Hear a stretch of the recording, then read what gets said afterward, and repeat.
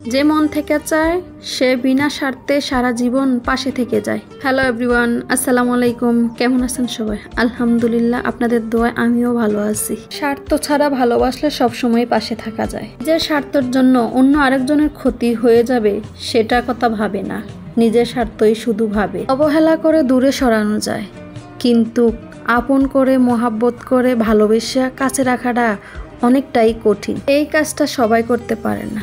আসলে যার মন বড় সে এরকম ধরনের কাজ করতে পারে। আপন মানুষে হাসায়, কিন্তু আপন মানুষে সবচেয়ে বেশি কষ্ট দেয়, যেটা কল্পনা করতে পারি না যে ওর কাছেতে এতটা কষ্ট পাম। মুরব্বীরা বলতো, যদি বেশি হাসো তাহলে কাঁদিতে হয়।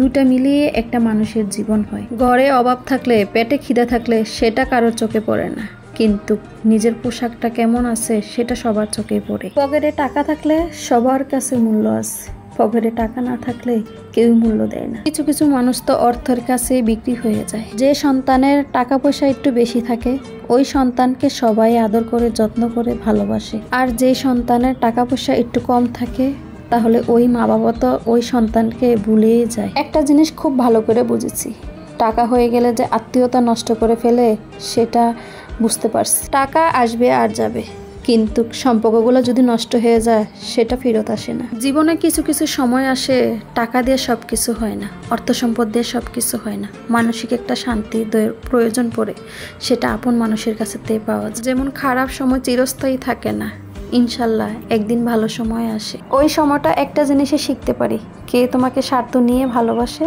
আর কেউ স্বার্থে ছাড়া ভালোবাসে। রাস্তা দিয়ে হাঁটবার সময় ওপরের দিকে তাকাইয়া হাঁটলে হুচুট খেয়ে তো পড়ে যেতে পারি, কিন্তু একাই উঠতে হবে। জীবনটা যেন একজন যোদ্ধা হয়ে গেছে, সবার সাথে লড়াই করে তালে তাল মিলিয়ে চলতে হবে।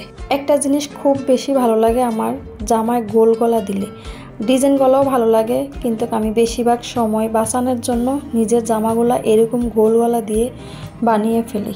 আমি সব সময় বলি যাতে আমার জামা সেলাই করবার সময় আমি কিভাবে তাড়াতাড়ি হবে, কিভাবে শর্টকাটে সেলাই করা যাব, আমি ওই চিন্তাটাই করি, কারণ আমার সময় অনেক শর্ট থাকে। আমার এই সংসারটার ভিতরে আমি সব কাজ করি, তাই আমার সময় খুব কম থাকে। রান্না বান্না থাকে, এদিকে মেশিনে কাজ করা থাকে, তো আমার নিজের জামাগুলো এই জন্য আমি সব সময় তাড়াতাড়ি করে বানিয়ে ফেলি। তাড়াতাড়ি করলে যে সেলাই খারাপ হবে এরকম কিন্তু না। আমার যে কাস্টমার একবার সেলাই করলে তারাই বারবার করে কাপড় দিয়ে যাবে সেলাই করার জন্য। মাঝে মাঝে আমি নিজেই সময়ের অভাবে রাখতে পারি না। অনেকেই মনে করেন এই কাজটা খুবই সহজ, আসলে এই কাজটা অনেক সহজ, কিন্তু সময় দেওয়ার লাগে প্রচুর, অনেক পরিশ্রম করতে হয় এই কাজের জন্য। আমি এই জিনিসটা মানি, জীবনে অনেক পরিশ্রম করতে হবে।